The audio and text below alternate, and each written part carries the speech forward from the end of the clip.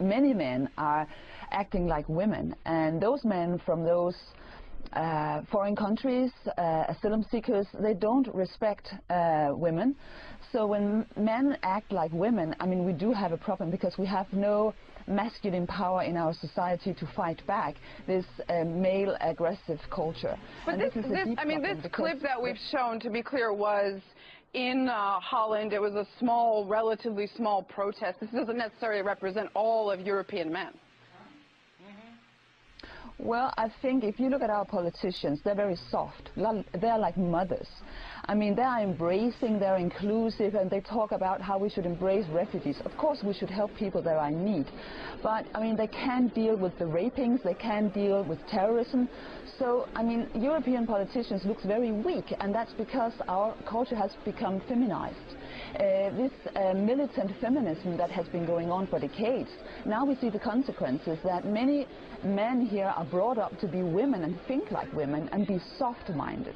But that is what Europe is about. That is part of European qualities that the European Union promotes. It talks about promoting at least all the time, and these refugees are coming to Europe. Shouldn't they adapt to that?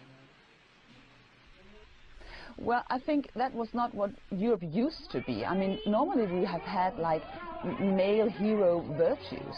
And, you know, a culture needs to be balanced. It's fine that we have women's rights, and I really defend them.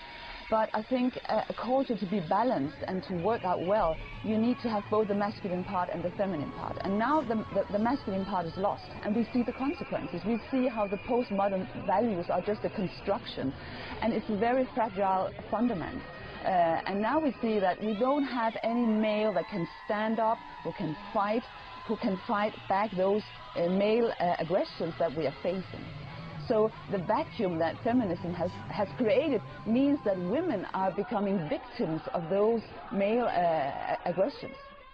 One could argue, though, that fighting or standing up or being strong isn't exactly going to solve problems. A lot would argue that strong male, like you say, leaders might be more inclined to start wars, to fight, to build conflict. Yeah, I see. I get your point, but the problem is that we see those physical attacks, violence that is coming into our society.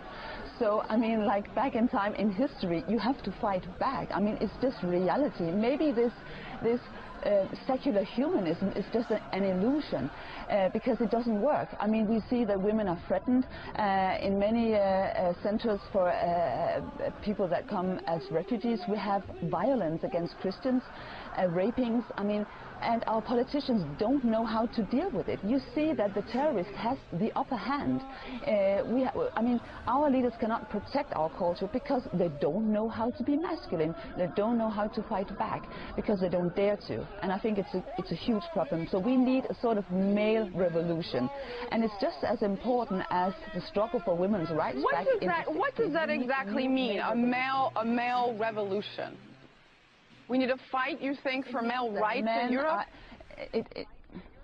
You know, it's very simple. It means that men need to take responsibility to go back to the old male virtues, to defend the women, the children, and the culture.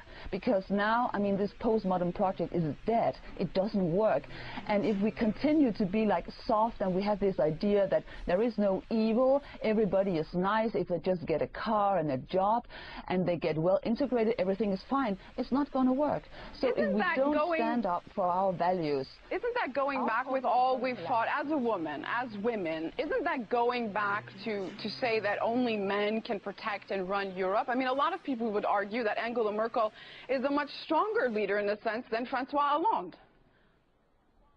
Well, look at reality. The reality that she has no control. I mean, that aggressive males are raping German women in the streets. And where were the men? There were no German men to protect them that night. I mean, I really wonder, where were the men to protect those women? So, you know, it's good to have strong women and female values. But if it's unbalanced and you have no masculine force in the society, it's going to break down. Right, but the mass rape shouldn't be happening in the first place. I'm sorry, I The mass rape, the violence shouldn't be happening in the first place. These are guests, essentially, who Europe has welcomed. I'm not so sure, because those people from those countries, they have a different culture, they have a different religion, and they only respect strong men. They don't respect women, and we need to look at reality. This is the reality. They don't respect women. They look at women as weak. And when the politicians are trying to be inclusive and all-embracing, for them it's just weakness. And we have to deal with that. It's weakness. So if we want to go on like this, I mean, it could be, you know, a catastrophe for our culture, because, I mean, maybe we cannot win this fight and we're going to be taken over by somebody else and another culture. You've written recently, I want to point this out, to these individuals, I assume you mean refugees and migrants in Europe, strong European women are easy victims. They have respect only for strong men, and strong men aren't exactly thick on the ground in Europe. You've made this point, but isn't this a little bit of victim blaming here? No, I think it's just looking at reality. I mean, we see that we need somebody to protect those women, because obviously they cannot protect themselves. I mean, they were victimized because they were victims of this. Should they have to protect themselves against mass rape on the streets of their country, of their home?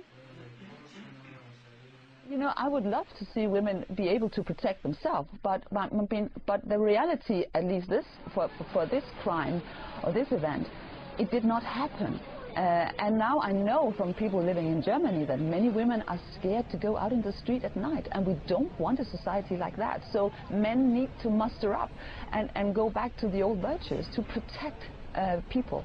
And I don't think that women are, you know, being weaker because men are protecting them. I think it's just the balance we need in our society, and it's a huge problem on many levels that man has been brought up by women that wants them to become women, and many men today in the European society, they're very insecure about their own masculinity, and it means that society is going to be unbalanced, because there is a certain order in this world, and it's based on the kind of complementarity between masculine and feminine, and if one part is lost, I mean, there will be consequences. Like before, when the women were suppressed, that was not a good thing either. So you need to keep the balance, and so we have to go back to you know, trying to build up again a manly culture. All right, balance I can agree on. Iban Trenholm, a journalist who is an editor and radio host at the Danish Broadcasting Company in Copenhagen. Thanks so much for being in the Now.